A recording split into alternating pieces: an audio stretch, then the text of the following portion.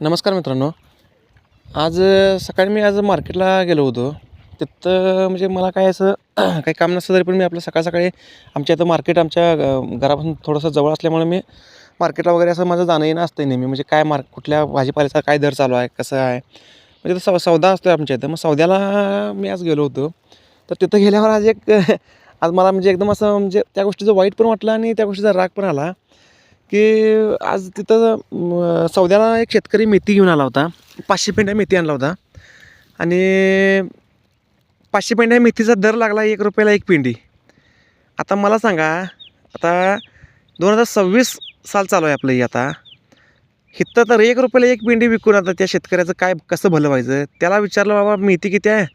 शेतकरी म्हटला 1.5 एकर मेथी आहे म्हटला माझी. आणि आज दर पहिलाच काढलो आहे, पहिलाच तोडा आहे आज.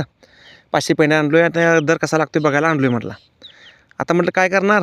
तर आता काय जातो आणि रोटरच मारतो म्हणाला. आता काय परवडत नाही, शेती परवडत नाही, हे सरकार लक्ष देत नाही, सरकारनं अन्याय केला, शेतकऱ्यावरती व्यापारी अन्याय करतो आहे, सरकार अन्याय करतं आहे, सगळेजण आमच्यावर अन्याय करतात, असं तो शेतकरी तिथं रडत होता. पण मी विचार केला, ह्याला कारण कोण आहे? त्याला आता त्याची शेती आता तो 1.5 एकर जर तो मेथी लावतो आहे, तर ह्याचा अर्थ तो मोठा शेतकरी असणार आहे. त्याच्याकडे काय जेवढी शेती आहे सगळीच्या सगळी तर त्याकडे मेथी लावली नसणार आहे, त्याच्याकडे बाकीची पण शेती असणार आहे.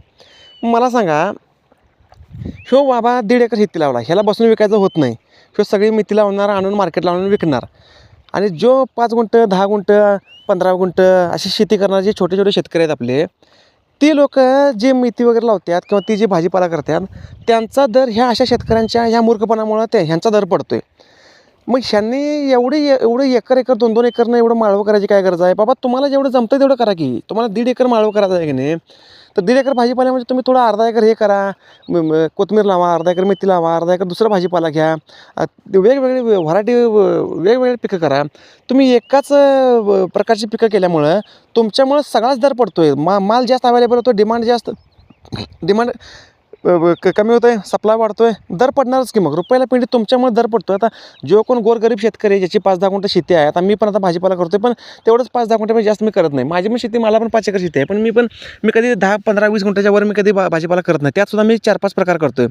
कारण मला माहिती आहे की बाबा, एकदम जर आपण भाजीपाला केला, दर नाही आला तर सगळंच नुकसान होतं आहे. आपलं पण नुकसान आणि जो गोरगरीब शेतकरी आहे त्याचं पण नुकसान होतं आहे. तर ह्या लोकांना माझ्या एक गोष्ट लक्षात आली, की आपण जे सरकारला किंवा व्यापाऱ्यांना किंवा इकडं-तिकडे इतरांना जे शिव्या देत बसतो आहे, शेतकऱ्याचा खरा शत्रू हा शेतकरीच लक्षात ठेवून घ्या.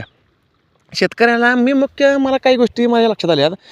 शेतकऱ्याचा अज्ञान, शेतकऱ्याचा मूर्खपणा, शेतकऱ्यामध्ये असलेली एकीची कमतरता, ह्या आणि शेतकऱ्याचा स्वार्थ, ह्या गोष्टीमुळे शेतकऱ्याचं जे शेतकरी आज शेतकऱ्यावरती ही वेळ आलेली आहे.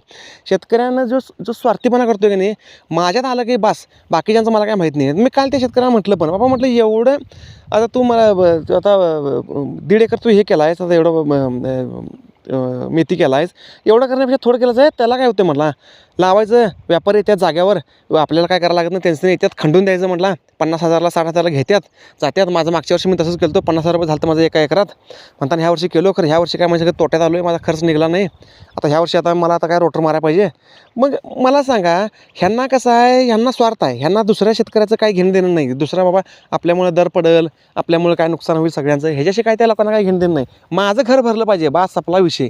आणि काय दर नाही पडला की मग मोदीला शिवाय द्यायचे. आता मोदी काय तुझ्या भाजीच्या पेंड्या विकायला येईल, तर मूर्खपणा आहे, निव्वळ मूर्खपणा आहे. दुसऱ्यांना दोष देऊन हे आपले प्रश्न मिटणार नाहीत, लक्षात ठेवून घ्या. आपणच कुठं तर आपण ज्या चुका करावल्या की नाही, आपल्या चुकांचीच फळं आपण भोगायला लावले, लक्षात ठेवून घ्या.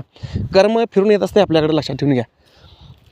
तर ती गोष्ट झाली, शेतकऱ्याचा स्वार्थ झाला. आता शेतकऱ्याचा मूर्खपणा बघा, आपला अज्ञान बघा. आपण ज्या लागवडी आणून जे शेतामध्ये टाकतोय, आपण कधी माती परीक्षण पण करत नाही.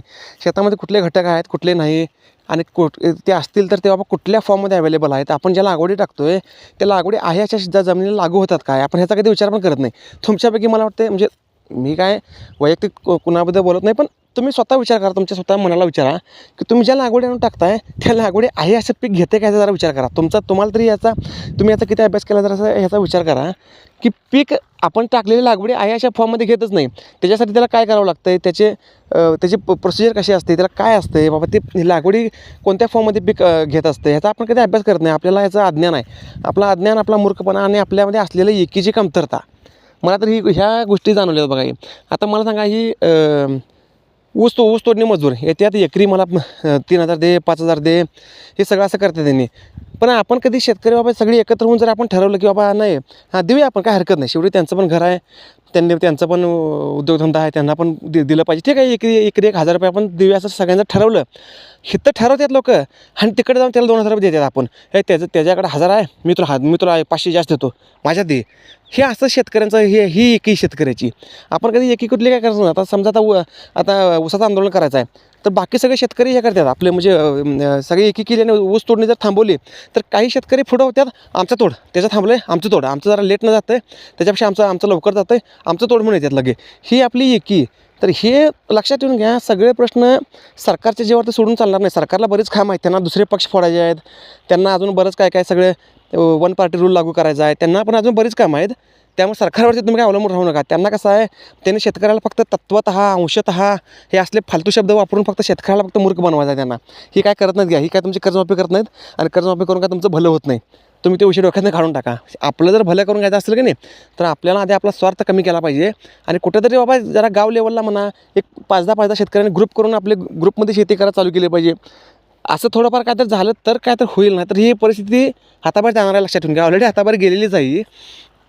तर असो, आता ह्याच्यावरती उपाय आपण एवढाच करू शकतो आहे की बाबा जे आता आपलं जे काय उत्पादन खर्च आहे ह्यो कसा कमी करायचा. त्याच्यासाठी रासायनिक खतांचा प्रमाण कमी करणं गरजेचं आहे. ते कमी करायचं असेल तर त्याच्यासाठी काय प्रोसिजर आहे, नाहीतर अचानक आपली श्रीलंकेसारखी अवस्था व्हायला नको.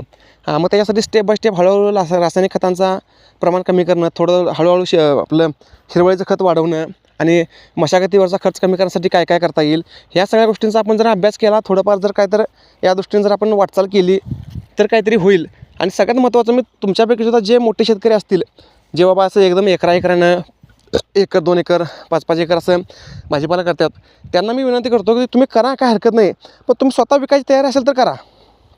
आणि तुमच्यामुळे इतर जे छोटे शेतकरी आहेत त्यांच्यावरती अन्याय होणार नाही ह्याच्यासाठी थोडंसं काळजी घ्या जरा. आणि एकदम तुमचं जर 1 एकर क्षेत्र जर तुम्ही करणार ना, तर अर्धा एकर ते दुसरं पीक घ्या, अर्धा एकर दुसरं पीक घ्या, व्हरायटी करा की त्याच्यामध्ये. तुमच्यामुळे इतरांच्यावरती अन्याय होतो, ह्याचा जरा विचार करा. शेतकऱ्याचा जर विचार केला नाही, मग दुसरी जर आपला विचार काय करतील. आपण एक शेतकरी दुसऱ्या शेतकऱ्याचा विचार करत नाही, आणि दुसरी आपला विचार काय करतील. साधी गोष्ट आहे, आपली ज्यावेळेला मुलगी द्यायची असते, शेतकऱ्याची मुलगी द्यायची असते, त्यावेळेला त्याला कोणता डॉक्टर पाहिजे असतो, वकील पाहिजे असतो, इंजिनियर पाहिजे असतो, पुण्याला मुंबईला पाहिजे असतो, हे सगळं पाहिजे असतं. आणि ज्यावेळेला शेतकऱ्याच्या मुलग्याचं लग्न करायची वेळ येते, त्यावेळेला हेच शेतकरी काय म्हणतो आहे, शेतकऱ्यावरती अन्याय होतो आहे, शेतकऱ्याला कोण मुलगी देत नाही, शेतकऱ्यावरती अन्याय होतो आहे. अरे तू तुझी पोरगी शेतकऱ्याला दिलास काय सांग पहिला. शेतकऱ्याचं हिथं बोंब आहे सगळी. आपण दुसऱ्यांना दोष देण्यापेक्षा आपलं कुठं चुकायला लागलं तर ह्याच्याकडे जरासं आपण लक्ष दिलं पाहिजे. तर असो, बोलण्यासारख्या बऱ्याच गोष्टी आहेत. मी फक्त आज जरा ते मार्केटला गेल्यामुळे मला ती गोष्ट मला खटकली जरा, त्यामुळे मी हा व्हिडिओ बनवला आहे. व्हिडिओ जर आवडला असेल तर लाईक करा, चॅनलला शेअर करा.